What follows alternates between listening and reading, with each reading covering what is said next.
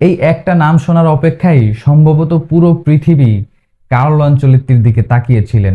আর কাকে তিনি রাখলেন কিংবা কাকে রাখলেন না, সেই বিষয়ে এখন সম্ভবত আর কেউ কোনো প্রশ্ন করবে না। আসসালামু আলাইকুম, আশা করি যে যেখানে আছেন সুস্থ আছেন।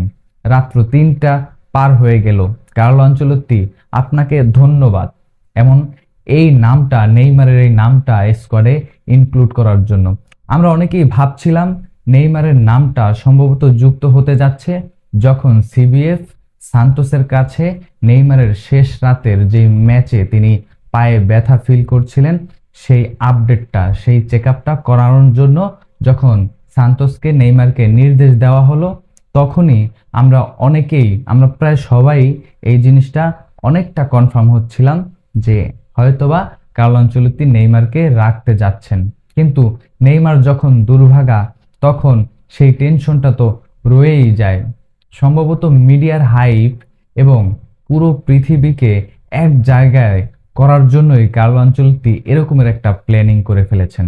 এর আগেও তিতে কিংবা ডোরিভালরা প্রত্যেকটা কলাপে নেইমারকে রেখেছেন এবং নেইমার যে থাকবেন প্রত্যেকটা বিশ্বকাপে আমরা সবাই জানতাম। প্রি প্ল্যান কিংবা যেভাবেই বলি সবই যেন নেইমারের পক্ষে ছিল।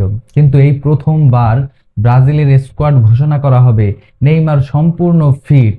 এর পরেও নেইমার নিজেও জানেন না নেইমার কি স্কোয়াডে থাকবেন। পুরো পৃথিবী একটাই প্রশ্ন, নেইমারকে কি শেষ পর্যন্ত রাখবেন কিনা কার্লো আনচেলত্তি। অবশেষে সেই অপেক্ষা শেষ হলো।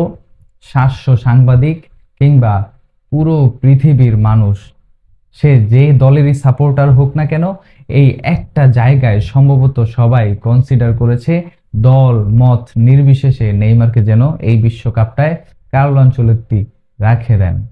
ডন কার্লো শেষমেশ ডন কার্লোই হলো।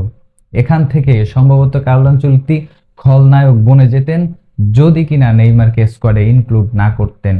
ব্রাজিলের এক সাংবাদিক এভাবেই বলছিলেন, এই স্কোয়াডটা ঘোষণা করাই হচ্ছে ব্রাজিলের প্রথম ম্যাচ। যদি নেইমারকে না রাখা হয় তাহলেই প্রথম ম্যাচ ব্রাজিল হেরে গেলেন এবং পরবর্তী ম্যাচগুলো ব্রাজিল হারবেই।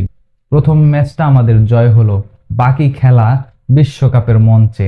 নেইমারকে সম্ভবত কার্লো আনচেলত্তি মেইন যে 11 সেখানেও কল্পনা করে ফেলেছেন ইতিমধ্যেই। সেই প্ল্যানে নেইমার আছেন, থাকার কথাও। নেইমারের বর্তমান যে কন্ডিশন, দেখা হবে বিশ্বকাপের মঞ্চে। এবং পুরো স্কোয়াডটা আমরা এই ভিডিওর কমেন্ট বক্সে দিয়ে দেব এবং পুরো স্কোয়াডের বিশ্লেষণ আমরা পরের ভিডিওতে আলোচনা করব। তবে এখন এই একটাই excitement, Neymar into the world cup 2026। আপনার মূল্যবান মন্তব্য অবশ্যই জানাবেন, জানাতে ভুলবেন না। নেইমার বিশ্বকাপে যাচ্ছে, কেমন ফিল করছেন? আপনার মতামত অবশ্যই জানাবেন।